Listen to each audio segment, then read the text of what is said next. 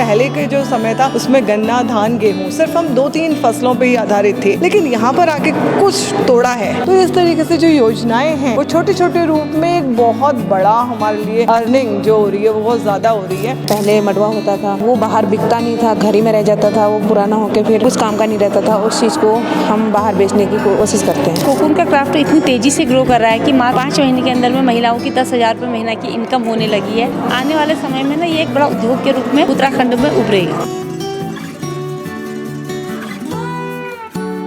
मैं सबसे पहले सभी महिलाओं को अंतर्राष्ट्रीय महिला दिवस की हार्दिक शुभकामनाएं और बधाई देना चाहती हूं और मैं हमारी जो उत्तराखंड सरकार को मैं बहुत बहुत धन्यवाद कहना चाहती हूं कि वो महिलाओं को आगे बढ़ाने में जिस तरीके से प्रयास कर रहे हैं वो बहुत ही सराहनीय है। और हम सही में आज से मैं जब से समूह से जुड़ी हुई हूँ और महिलाओं को आगे बढ़ाने का प्रयास कर रही हूँ तो मैं देख रही हूँ कि शायद हम 10 सीढ़ी ऊपर बढ़ चुके हैं। जो हम सिर्फ धरातल पर थे कि सिंपल अपने घर का काम कर रहे हैं और बच्चों को देख रहे हैं, बस वो वही था, लेकिन आज हम अपने घरों से बाहर निकलकर जो काम कर रहे हैं, हमने आर्थिक रूप से भी हम सक्षम हुए हैं और अपना हमने जो खुद से हम स्वावलंबी भी बने हैं, आत्मविश्वास भी आया है। तो ये जो सरकार ने प्रयास करे हैं महिलाओं को सक्षम बनाने में, इसका मैं बहुत बहुत धन्यवाद हृदय से करना चाहती हूँ, क्योंकि उनकी जो योजनाएँ हैं वो इस तरीके से आ रही हैं। जैसे यहाँ पर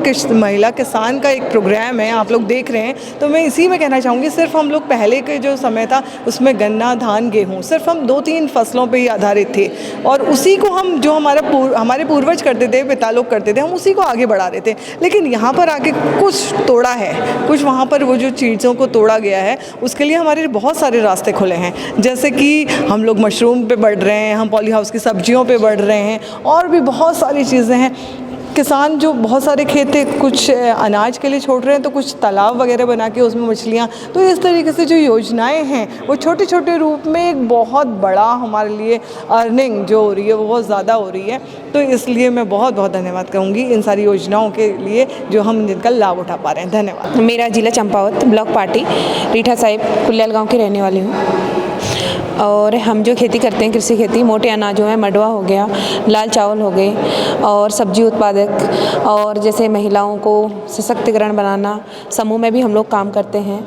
तो समूह में जैसे पहले मडवा होता था तो उसका वो बाहर बिकता नहीं था, तो घर ही में रह जाता था, वो पुराना होकर फिर कुछ काम का नहीं रहता था। उस चीज़ को हम बाहर बेचने की कोशिश करते हैं। वैसे बचपन से हम लोग खेती करते हुए आए हैं और मुझे 5 साल हो गए जो कृषि विभाग से मैं जुड़ी हुई हूँ कि हमें कृषि विभाग से बीज वगैरह उपलब्ध होते हैं, मुफ्त में बीज दिया जाता है। उद्यान विभाग से भी हमें सब्जियों के बीज मिलते हैं।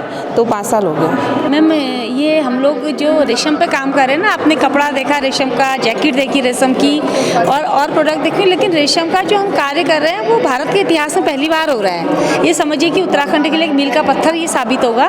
यहाँ के जो कृषक हैं जो हमारे सिल्क कोकून बनाते हैं और जो महिलाएँ हैं जो रेशम के कपड़े वगैरह बनाती हैं, उसमें थोड़ा सा उनको टाइम ज़्यादा लगता है। कोकून का क्राफ्ट इतनी तेज़ी से ग्रो कर रहा है कि मात्र 5 महीने के अंदर में महिलाओं की 10,000 रुपये महीना की इनकम होने लगी है। और इसके लिए पूरा जो हमारा सहयोग है ना, हमारे रेशम विभाग को, जो हमारे देहरादून के डायरेक्टर है जिनके मार्गदर्शन में हो रहा है, और विशेष आभार हमारे जो डिप्टी डायरेक्टर हेमचंद जी, उनके मार्गदर्शन में हम लोग काम कर रहे हैं। और मुझे पूरी उम्मीद है आने वाले समय में ना ये एक बहुत बड़ा उद्योग के रूप में उत्तराखंड में उभरेगा। आपकी इस पर क्या राय है, हमें कमेंट कर जरूर बताएं।